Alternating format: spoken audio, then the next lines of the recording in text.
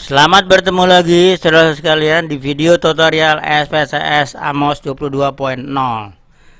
Adapun materi kita pada kali ini adalah yaitu tentang analisis cluster dengan metode K-means cluster. Analisis cluster adalah suatu metode pengelompokan variabel beberapa objek atau responden ke dalam suatu kelompok tertentu. Variabel, objek, atau responden yang mempunyai sifat yang hampir sama akan dikelompokkan dalam satu kelompok. Kesamaan sifat dikelompokan berdasarkan pada beberapa cara. Pertama, berdasarkan jarak terdekat antar variabel, objek, responden disebut dengan single link method. Yang kedua, berdasarkan jarak terpanjang antar variabel, objek, responden disebut dengan complete linkage method. Sedangkan yang ketiga adalah berdasarkan jarak rata-rata antar variabel, objek, responden disebut dengan average linkage.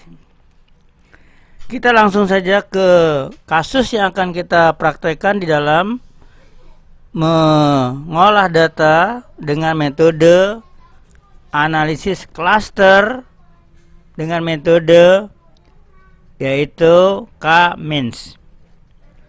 Katakanlah manajer pemasaran kacang lezat ingin mengelompokkan konsumen kacang lezat berdasarkan profil konsumen, usia, jumlah anak, income, kegiatan, nonton TV, motor, mobil, ATM, tingkat pembelian, konsumsi, jam kerja, dan kegiatan belanja. Sedangkan variabel analisis klasternya adalah tinggal, daerah, dan status. Sebelum kita mengolah data tersebut, sebaiknya dimohon kepada saudara semuanya untuk mendownload dulu datanya dari Google Drive yang alamatnya adalah sesuai dengan tertera di layar komputer. Karena data ukurannya bervariasi, maka perlu menghitung z-score-nya. Nah, bagaimana cara mengeluarkan z-score? Caranya adalah kita buka dulu data kita. Ini data kita. Kita lihat ada variabel tinggal, daerah, status, usia, anak, income, koran, dan seterusnya. Kita mulai saja dengan analyze, lalu deskriptif statistik, lalu deskriptif. Selanjutnya kita pindahkan seluruh variabel yang akan kita hitung z-score-nya ke dalam kotak variables dengan menyorot dan mengklik. Lalu dia akan pindah ke kotak variabel. Lalu selanjutnya kita klik Save Standardized Values as Variables. Ini dia, kita klik lalu OK. Maka data kita akan terekam di sebelah kanan data yang lama, yaitu merupakan nilai z-score dari seluruh variabel yang telah kita rubah ke dalam bentuk z-score. Selanjutnya kita akan mengolah dengan analisis cluster dengan metode K-means.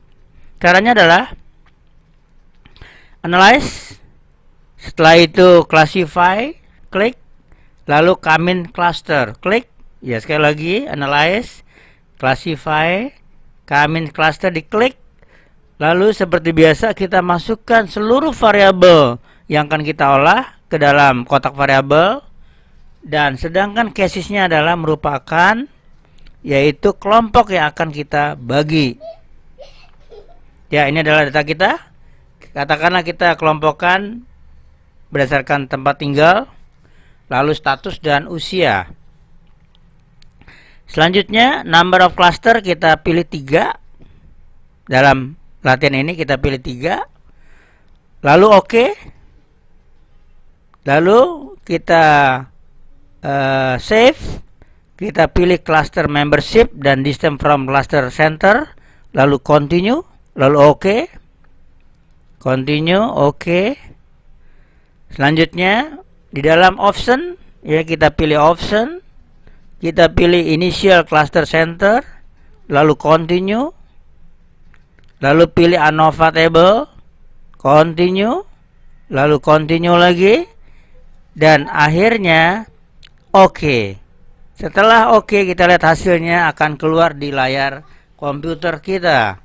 Yang pertama adalah initial cluster center, lalu yang kedua adalah iteration history, final cluster center. Nah, inilah yang paling penting, yaitu final cluster center. Kita lihat di dalam output ini ada 3 macam cluster.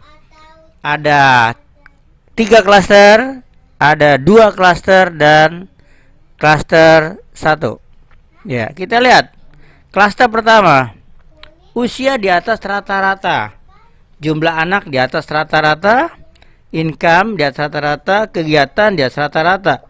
Nonton TV di bawah rata-rata. Jadi kita lihat adalah yang tanda minusnya. Kalau 0 artinya dia menggunakan rata-rata, ya. Sedangkan kalau positif di atas rata-rata, kalau negatif di bawah rata-rata. Karena G-score itu rata-ratanya 0. Motor di atas rata-rata, mobil di atas rata-rata, ATM di atas rata-rata, tingkat pembelian di atas rata-rata, konsumsi di atas rata-rata, jam kerja di atas rata-rata, kegiatan belanja di atas rata-rata. Dari klaster 1 ini kita bisa simpulkan bahwa responden untuk klaster 1 ini adalah cenderung responden orang kaya, sibuk bekerja, relatif sudah mapan dalam segi materi dan usia termasuk dewasa. Berikutnya adalah klaster yang kedua. Klaster kedua seperti biasa kita lihat tanda positif dan negatifnya. Tanda positif artinya di atas rata-rata, tanda negatif artinya di bawah rata-rata. Lalu kita lihat bagaimana perpencarannya antara masing-masing variabel. Di sini bisa kita simpulkan responden yang kedua ini golongan menengah. Sibuk sudah mapan, usia muda, belanja lebih efisien. Sedangkan klaster ketiga kita lihat hampir semua di bawah rata-rata. Artinya ini adalah golongan bawah. Sibuk, belum mapan, usia muda, tapi belanja jarang. Nah, ini adalah yang disebut dengan analisa klaster Cummins, ya, di mana kita bisa melihat kelompok klaster 1, 2 dan 3, ya, masing-masing responden berdasarkan tingkah laku mereka masing-masing. Nah, demikianlah tutorial pada hari ini dan saya ucapkan terima kasih, sampai bertemu lagi di tutorial